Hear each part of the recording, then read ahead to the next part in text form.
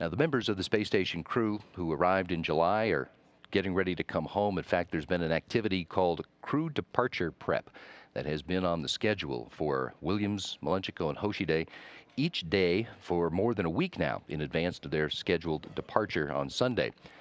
What are they doing, and why does it take so long? Well, to find out, we're going to ask a man who just did the same thing a few months ago. Astronaut Dan Burbank, who served as flight engineer on Expedition 29 and commander of the International Space Station's Expedition 30 mission. He returned to Earth with his two Russian crewmates in April after 163 days on board the space station. Good morning. It's nice to see you again. It's good to be with you, Pat. 163 days in space began 1 year ago today with your launch at the Baikonur Cosmodrome, and we put together a few scenes. Tell us what we're seeing here as we look at the events that took place a year ago today. Okay, well, one of the first things you do before launch is you head out to the test facility near the launch pad, and you get suited up. It gives you a chance to do some leak checks on the suits, make sure they're good to go. And that takes place about 3.5 hours before launch. And shortly thereafter, you head out to the pad, ideally in better weather conditions. You don't always carry your couch on your back with you, though, do you? No, you don't. We had these ponchos to keep the snow off the suits for fear that the snow would then melt and we get moisture in the cabin. But then we walked out to the vehicle. It's all fueled and ready to go, and very cold, almost blizzard conditions there. When you couple the snow with the cryogenic fuel-induced fog that's swirling around the rocket, the visibility was pretty low as we got to the base of the stairs. You board the rocket, and a couple hours later, you're headed uphill. And thankfully, that weather is no concern within about 30 or 40 seconds after launch. It's long ago, far behind you. That's right. And there you are in your seat in the Soyuz. Yeah, it's a great ride. The thrust profile is very similar to what a space shuttle is. It's actually a little bit smoother on first stage. And in about 8.5 minutes, you're in weightlessness, and as you'll be for the next nearly 6 months. In your case, as we said, 163 days when you and Shcheparov and Ivanishin return home. At what point in there do you really start to pay attention to ending the mission, to getting ready to come home? I guess one way to put it is only when absolutely necessary. It's something you kind of you don't want to think about too much because you know you're really going to miss the place. Space stations is spectacular. Getting to live in weightlessness and enjoy the views of the Earth that you get from there, it's something you'll carry with you for the rest of your life. You don't want it to end. By the same token, you very much want to see your family and your friends again. So it's a very bittersweet moment. But we spend about probably bits and pieces of time, as you alluded to, for every day for about 2 weeks leading up to the undock, and that's generally how long it takes to get the vehicle ready and to get everything packed and get yourself in the right mindset to come home. What are you packing? What are you bringing home with you? Well, the things that you can actually carry in the Soyuz are kind of limited. The volume is limited. We can actually carry about a 1.5 kilograms, a couple of pounds worth of personal items that you carried with you on the way uphill. It might be a journal, might be some pictures of family and friends, things like that. But it's a very small package too. It's limited that way. But the things that are most precious for the Soyuz that we bring back every time is the science. A lot of the human research that we do on board station involves taking blood samples, urine samples, other kinds of things that we collect and package, and that gets stowed very late. That's some of the last things that come down with us. So. But there is a phased packing of the Soyuz for all of the science equipment, the hardware equipment, and then, of course, your personal items as well. It takes place over several days. Does all of your stuff come home with you? Does some of it come later? Yeah, actually, I say we have a 1.5 kilograms that we can have of our own personal items, which is really small. It's a business envelope, maybe a fairly thick one, but it's not a lot of items. Those are the things that rode up with you uphill, and they're the things that they're going to come back with you. You also can bring back about a large shoebox size worth of volume of other things, maybe a couple of crew shirts, and other things you might have on board that you brought up with you. Those items will come down on a Dragon cargo vehicle. So we do have the ability. Each crew member can bring a small package of things back with them that way, and it'll come back sometime after you get back. Is your stuff still waiting for a ride home? Actually, all of my gear came back safe and sound, and again, it wasn't a lot of equipment, but there's a lot of good memories in those few things. How much of the time is involved with the actual preparation of the Soyuz spacecraft? And that probably starts, well, there's a few checks we do leading up to the undock, even some of them where we do fit checks to make sure that the seat still fits us. Each of the seats are molded for each of the individual crew members, but we do periodic fit checks of that throughout the mission. And there's some other, simpler checks that we do. But about a week or so beforehand, we'll do a more or less a full-up checkout of the Soyuz equipment and systems, to include a suited leak check, where we actually are going to essentially do a dry run all the way up to the point of pressurizing and leak checking the suits. That again, about the week or so leading up to undock. So the Soyuz systems are good, and then when you're done with those kind of checks, you'll back out of those and prepare the various volumes that are available for stowage of payload hardware and things like that.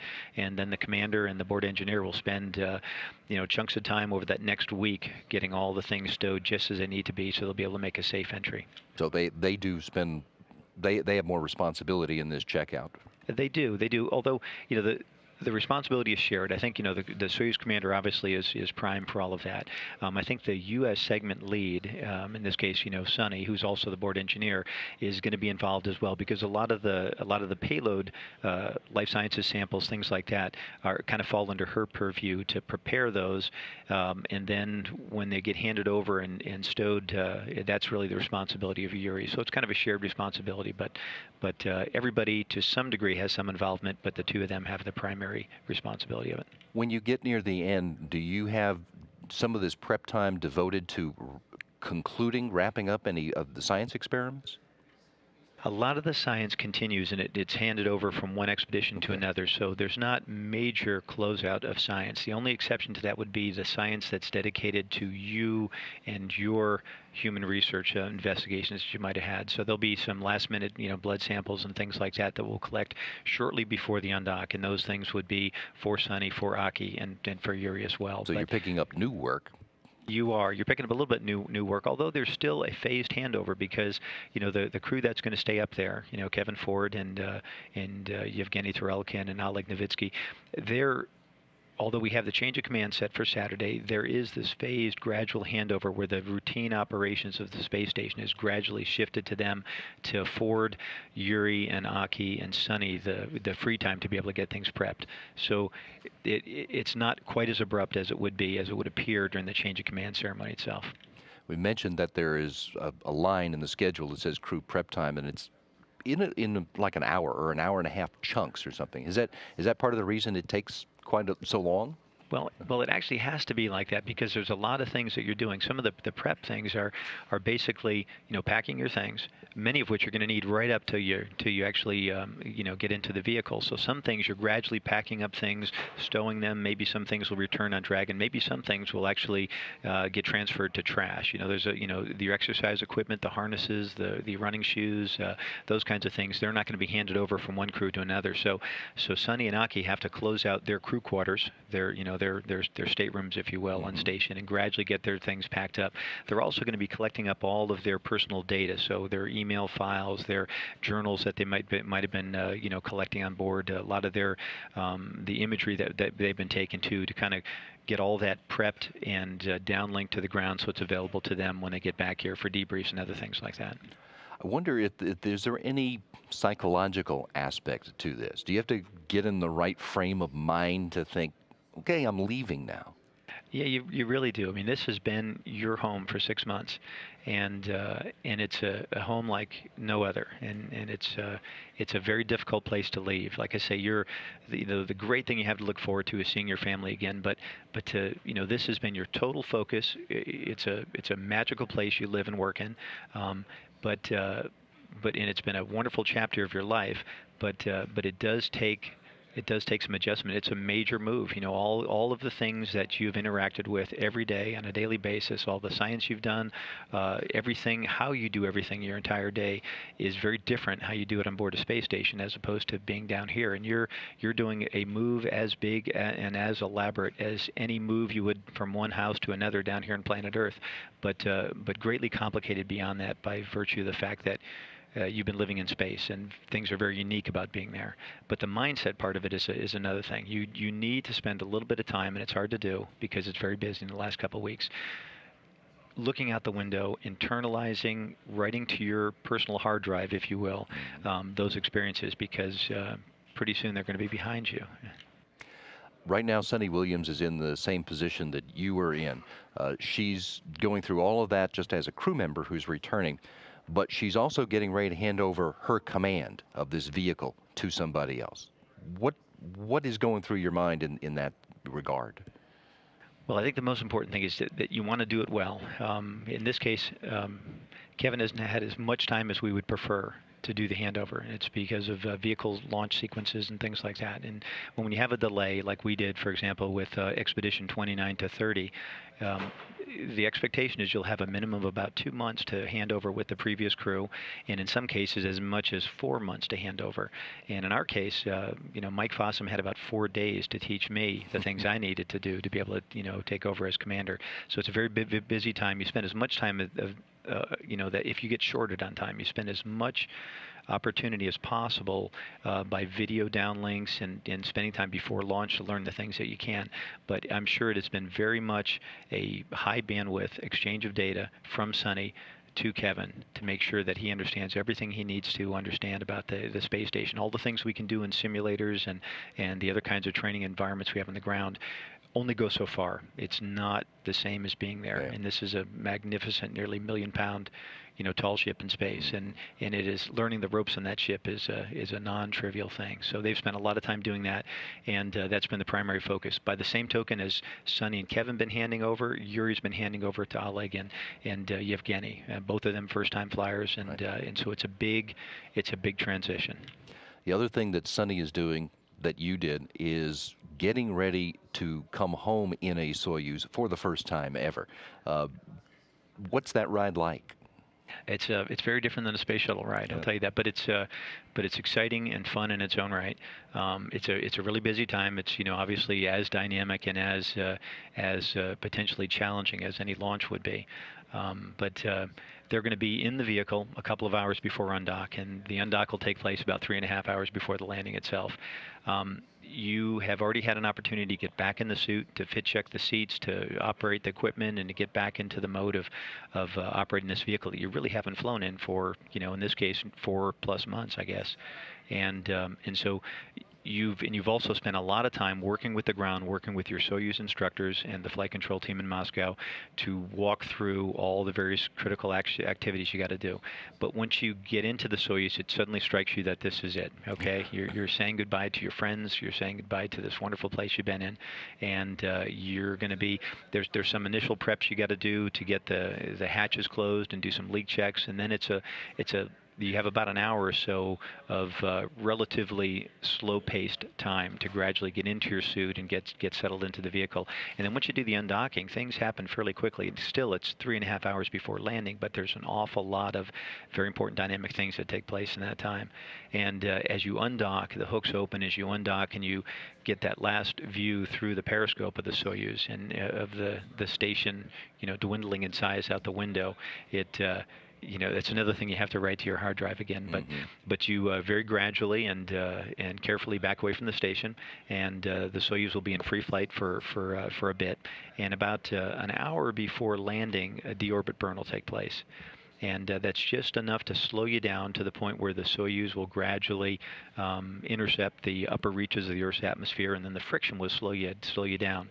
About 30 minutes after the deorbit burn, we have separation, where the 3 pieces of the Soyuz, the descent module, which I think you see in this view here, which is the only portion of the Soyuz with a heat shield, and that's where the crew is, separates from the other 2 modules, and it's a very interesting ride, very exciting, very it's a G's pickup. You can see the plasma and the chunks of heat shield that are flaming heat shield that are going by the window right by your shoulder. Sight. It is, but it's doing its job, and then the parachute opens, and the parachute opening is a very, very dynamic, very provocative from a vestibular standpoint kind of an event. And you have about 11 minutes after that, I guess. And after the parachute's open, and kind of in quick succession, there's a number of things happen. The heat shield is jettisoned, the seats cock, and that is they extend on their shock absorber, if you will, in an upward position to give you some more energy dissipation capability at landing. And the heat of the plasma of reentry has charred over a protective cover over the windows. So at some point when things got really hot, suddenly that was all black and you couldn't see out the windows. And then when the heat shield is jettisoned, suddenly the windows are open. That protective cover, that ablative cover, if you will, basically falls free. And then you're just within a couple of minutes of landing and riding the parachute down. And then the landing itself is very, very impressive. The G impulse is pretty high. We've got soft landing jets at the very last little bit. And then within a couple of minutes, before you know it, your friends, the folks that many of which helped train you in the Soyuz getting ready to go, and in some cases helped strap you in, the hatch opens and you're seeing their smiling faces, and you're certainly within a day or less of seeing your family again.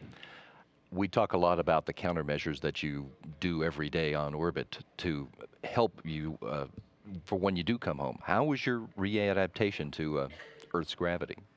I think we do a really good job on station right now. I think with the ARED, Advanced Resistive Exercise Device, and T2, and of course CVIS and TVIS and the other devices we have, crews are coming back in as good shape as they left in many respects. We lose a little bit of cardiovascular deconditioning. For me, it took a couple of weeks to get back into running, so I felt like I had the same amount of capacity as before I left. But strength-wise, I think right at the get-go, I felt stronger after 6 months on station for a long-duration mission than I did in many respects after a 2-week shuttle mission. Shuttle missions, you're so busy, so focused, there's not a lot of time to exercise, certainly to the degree that you do on station. But I felt actually amazingly well. And we spent about 45 days, gradually increasing our workload and strength training and other kinds of things. And before you know it, you're in better shape by far than before you left. What have you been working on since the 45 days ended and you're feeling yourself again? Well, we get about 6 months to do various things. Some of it's debrief, some of it's physical reconditioning. Some of it is also the opportunity to go and talk to do public affairs events where we can actually go to schools and talk about the mission and things like that. So that 6 month is done for me, and I'm back in the astronaut office working currently with EVA, which is the spacewalking branch under the chief of the astronaut office. So doing a lot of things that are an awful lot of fun and something I really love to do. Jan, I appreciate you're taking a few minutes to help us understand what Sonny's doing right now. Well, welcome home. Well, thanks for having me. It was great to be here. Astronaut Dan Burbank, the commander of the International Space Station's Expedition 30.